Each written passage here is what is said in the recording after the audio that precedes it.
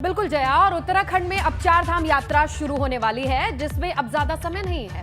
कल चार धाम यात्रा की शुरुआत होने जा रही है और आज भगवान केदारनाथ की उत्सव डोली यात्रा की शुरुआत हो जाएगी। इसी के साथ आपको बताएं कि भगवान केदार की मूर्ति स्थानीय परंपरा अनुसार आज सुबह पूजा अर्चना के साथ ऊखीमठ स्थित ओमकारेश्वर मंदिर से केदारनाथ के लिए प्रस्थान करेगी। तो ये शुभ बेला आ चुकी है जहां पर भगवान अब प्रस्थान करेंगे, उनकी डोली प्रस्थान करेगी और धूमधाम के साथ। देखा जाए तो कोरोना की वजह से पिछले 2 साल से ये तमाम उत्सव, ये तमाम परंपराएं बड़ी फीकी सी थी, लेकिन अब ये उम्मीद की जा रही है कि वही रौनक, वही रंगत दिखाई देगी जो पहले देखी जाती थी कोरोना से। तो पूरे जोश के साथ, विधि विधान के साथ पूजा अर्चना के बाद ऊखीमठ से ओमकारेश्वर मंदिर से मूर्ति प्रस्थान करेगी। ये डोली बाबा की प्रस्थान करेगी केदारनाथ के लिए और कल कपाट खुल जाने हैं, उससे पहले ये परंपरा, इसका भी निर्वहन होगा। और इससे पहले भगवान केदारनाथ के शीतकालीन गद्दी स्थल ओमकारेश्वर मंदिर में भैरव पूजन भी हुआ। लोक मान्यताओं के अनुसार शीतकालीन गद्दी स्थल ओमकारेश्वर मंदिर में भैरव पूजन के बाद भैरवनाथ केदारपुरी के लिए रवाना हो जाते हैं। भैरव पूजन के मौके पर विद्वान आचार्य के वेद ऋचाओं और आर्मी बैंड की धुनें भी बजाई गई। ये देखिए तस्वीरें आपको दिखा रहे हैं, ओमकारेश्वर मंदिर की तस्वीरें आप देख रहे हैं, भैरव पूजन की तस्वीरें। आर्मी बैंड की धुनें भी सुनाई दी, क्योंकि देखिए 2 साल के बाद जब स्थितियां सामान्य हुई हैं तो इस बार उत्साह बहुत ज्यादा है चार धाम यात्रा के लिए। और ऐसे में ये तस्वीरें कल की आप देख रहे हैं, क्योंकि 3 तारीख से चार धाम यात्रा की शुरुआत हो रही है। पहले गंगोत्री, यमुनोत्री, फिर केदार और बद्रीनाथ धाम के कपाट खुलेंगे सिलसिलेवार तरीके से। लेकिन उससे पहले जो विधि विधान है उसे लोग पूरा कर रहे हैं और इसी कड़ी में ओमकारेश्वर मंदिर की ये भैरव पूजन की तस्वीरें आप देख रहे हैं। तो जया, कल से चार धाम यात्रा की शुरुआत होने जा रही है और कोविड के खौफ के बीच चार धाम यात्रा शुरू हो रही है। इसीलिए धामों में यात्रियों की संख्या भी निर्धारित की गई है, मगर तीर्थ पुरोहित इसका विरोध कर रहे हैं।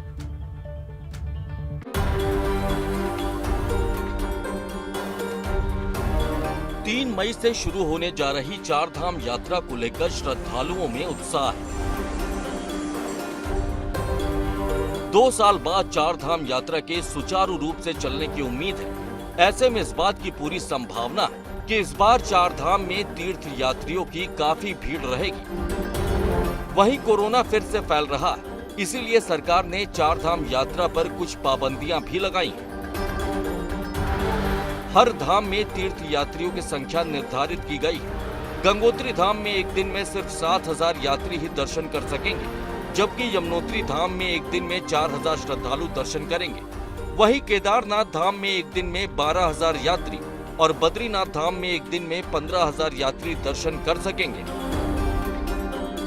मगर तीर्थ पुरोहित सरकार के फैसले का विरोध कर रहे हैं। पुरोहितों का कहना है कि 2 साल बाद यात्रा शुरू हुई है, इसीलिए सरकार को कोई बंदिश नहीं लगानी चाहिए। तीर्थ स्थलों में, चारों धामों में जिस तरह से संख्या निर्धारित की गई है, जैसा बद्रीनाथ में एक दिन में 15,000 यात्री, केदारनाथ में 12,000, गंगोत्री में 7,000 और यमुनोत्री में 4,000 यात्री ही एक दिन में दर्शनार्थ जा पाएंगे। तो हमें लगता है कि सरकार का जो ये निर्णय है यह अव्यावहारिक है। 3 मई से चार धाम यात्रा की शुरुआत होने जा रही है। इस यात्रा से उत्तराखंड के एक बड़े तबके का रोजगार जुड़ा हुआ है। कोरोना महामारी की वजह से यात्रा 2 साल तक प्रभावित रही।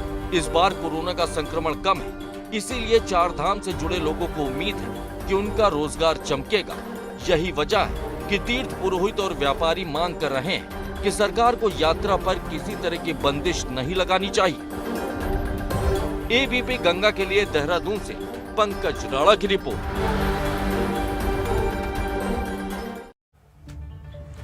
तो कोविड का डर है जया, और तैयारियां भी पूरी हैं और उत्साह भी है। इसी बीच क्या चल रही हैं ग्राउंड पर एक्टिविटीज, कितनी तैयारियां, ये भी जानते हैं। बिल्कुल, और रवि हमारे साथ जुड़ चुके हैं ज्यादा जानकारी के साथ। रवि, क्योंकि कल से चार धाम यात्रा की शुरुआत हो रही है, तमाम हम तस्वीरें भी दिखा रहे हैं, ओमकारेश्वर मंदिर की तस्वीरें हमने दिखाई, लेकिन तैयारियों को लेकर बात करें तो प्रशासनिक अमला कितना तैयार है? जी बिल्कुल, देखिए कल से विधिवत तौर पर चारधाम यात्रा की शुरुआत हो जाएगी। सबसे पहले मां गंगोत्री, उसके बाद यमुनोत्री कपाट कल अक्षय तृतीया के दिन खुलने हैं। और ऐसे में जिस तरीके से जो श्रद्धालु हैं वो उत्तराखंड में लगातार अब उनकी संख्या बढ़ती जा रही है, क्योंकि रिकॉर्ड श्रद्धालु इस बार पहुंचेंगे।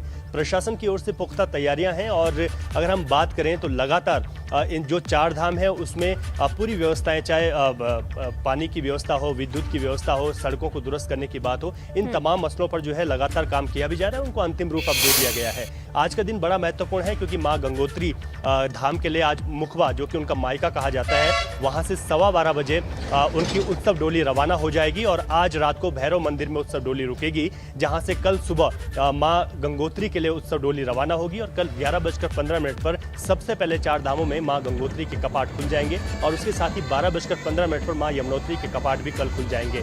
ऐसे में कल से यानी कि विधिवत तौर से चारधाम यात्रा की शुरुआत हो जाएगी। अभी तक अगर हम बात करें जो श्रद्धालु हैं उनका पहुंचना उत्तराखंड में शुरू हो गया है और आज भगवान केदारनाथ जी की बात करें तो उनके लेकिन रवि श्रद्धालुओं के लिए संख्या भी निर्धारित की गई है कि एक दिन में कितने यात्री दर्शन कर सकते हैं, यात्रा पर जा सकते हैं, जिसको लेकर अब तीर्थ पुरोहित नाराज दिखाई दे रहे हैं। तो क्या तर्क है इस पर उनका?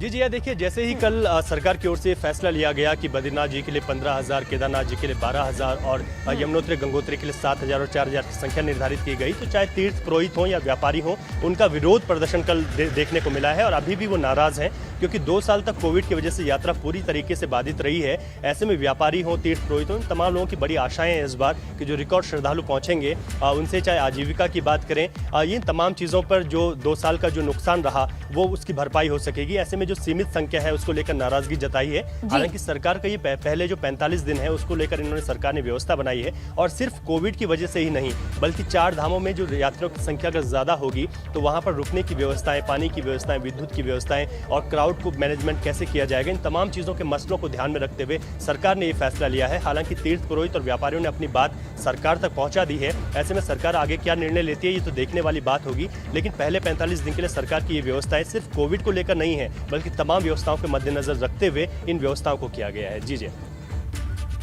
चलिए, बहुत शुक्रिया रवि आपका तमाम जानकारी के लिए।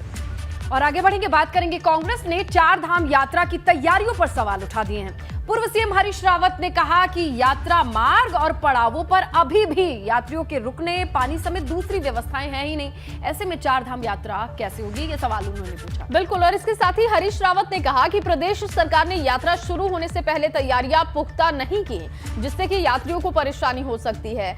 चार धाम में यात्रियों की संख्या निर्धारण पर भी हरीश रावत ने कहा कि ये सरकार का सही फैसला है। अभी पानी का, रास्ते में छाया का और कई एरियाज में दुकानें अभी तक नहीं हैं ताकि कोई पैदल मार्ग में कुछ खरीदना चाहे, और जहाँ से गाड़ियों के जो मार्ग हैं वो मार्ग भी अभी तक ठीक नहीं है। आप श्रीनगर से आगे जाइए तो आपको लग जाएगा कि सड़क कितनी अभी खराब सी।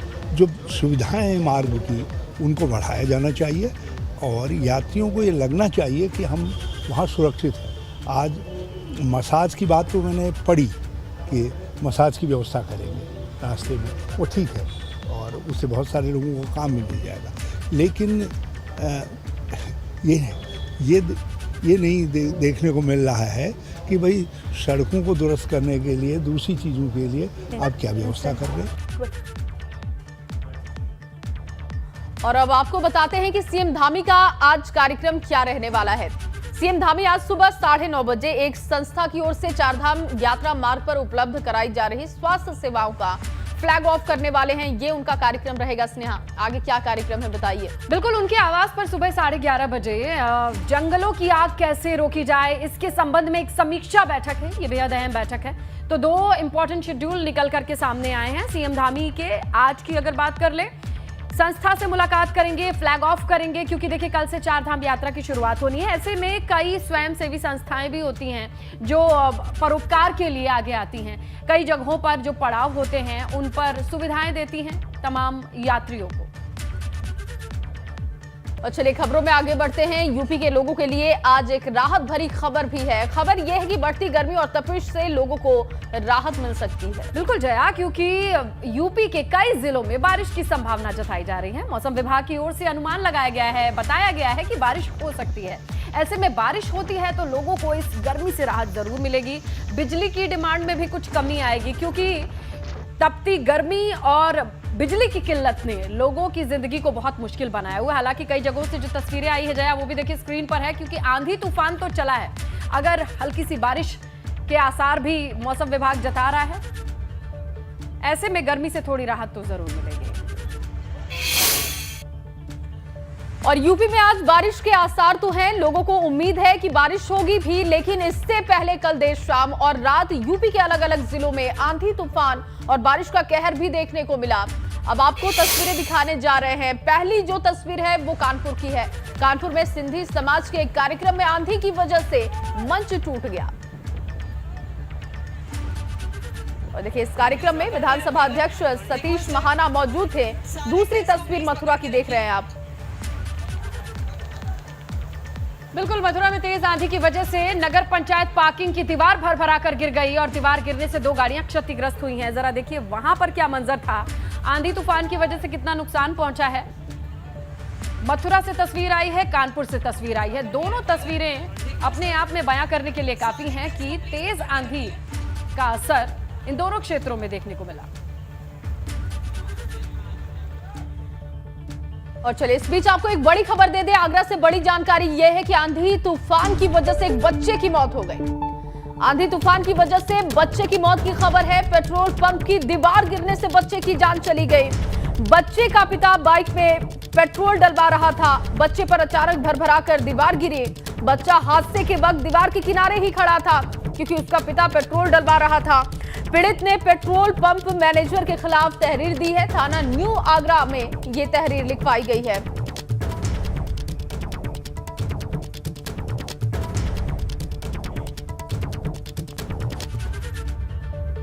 तो देखिए कल के मौसम ने काफी सारे दाग दिए हैं, दंश दिए हैं लोगों की, और अब मौसम विभाग का ये कहना है कि आने वाले वक्त में गर्मी से थोड़ी राहत मिलेगी बारिश की वजह से। चलिए अब आगे बढ़ते हैं, बात कर लेते हैं उस सम्मान की जिसे एबीपी गंगा के हौसलों को और मजबूती मिलेगी। ईएनबीए अवार्ड्स में एबीपी गंगा की धूम रही जया। बिल्कुल, और बेस्ट एंकर से लेकर बेस्ट शो तक, बेस्ट कवरेज से लेकर बेस्ट एडिटर तक, हर कैटेगरी में एबीपी गंगा का जलवा देखने को मिला। बिल्कुल, एबीपी गंगा के संपादक रोहित सावल को एडिटर ऑफ द ईयर के खिताब से नवाजा गया। वहीं एबीपी नेटवर्क के सीईओ अविनाश पांडे को सीईओ ऑफ द ईयर का सम्मान मिला। Congratulations ABP Ganga for बात तो चुभेगी। And now for the goal goes to UP का मूड क्या है? रोहित सावल, many congratulations to you. जिद, जुनून और हौसले के बूते किस तरह हर मैदान फतेह किया जाता है, ये देश के सबसे प्रतिष्ठित ईएनबीए अवार्ड समारोह में एबीपी गंगा ने साबित कर दिया। दिल्ली में हुए ईएनबीए अवार्ड समारोह में एबीपी गंगा का डंका बजा, जबकि एबीपी नेटवर्क के सीईओ के नाम दर्ज हुआ सीईओ ऑफ द ईयर का खिताब। And the CEO of the year goes to Avinash Pandey, ABP Network. Rohit Saval, many congratulations to you. ऐसी ही एक और उपलब्धि एबीपी गंगा के हिस्से आई। एबीपी गंगा के संपादक रोहित सावल को best editor of the year के सम्मान से नवाजा गया। छोटा सा प्रयास भी अगर शिद्दत से की जाए, अगर पूरी मेहनत से और मशक्कत के साथ उसको आगे बढ़ाया जाए, तो कैसे हम आसमान को छू सकते हैं, कैसे परचम लहरा सकते हैं, ये एबीपी गंगा ने कर दिखाया है। Ganga is the best. Thank you. ABP Ganga के दमदार प्राइम टाइम शो बात तो चुभेगी ने 2 ईएनबीए अवार्ड्स अपने नाम किए।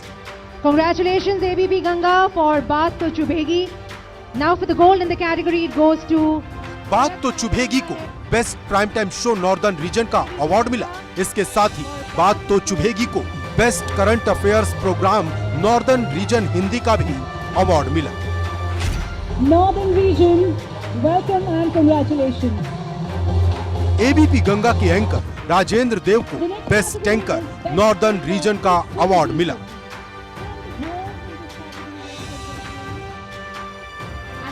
एबीपी गंगा के शानदार चुनावी कवरेज के लिए चर्चित शो यूपी का मूड क्या है को best early prime time show northern region का अवार्ड मिला है। And now for the goal goes to UP का मूड क्या है, ABP गंगा, congratulations! मुख्तार अंसारी को पंजाब की रोपड़ जेल से यूपी की बांदा जेल तक लाए जाने की खबर की जबरदस्त लाइव कवरेज के लिए best news coverage northern region का अवार्ड मिला। Make some noise for ABP Ganga for covering Mukhtar Ansari homecoming coverage. इसी तरह एबीपी गंगा के खास चुनावी शो पदयात्रा को भी बेस्ट शो आइडेंटिटी का अवार्ड मिला।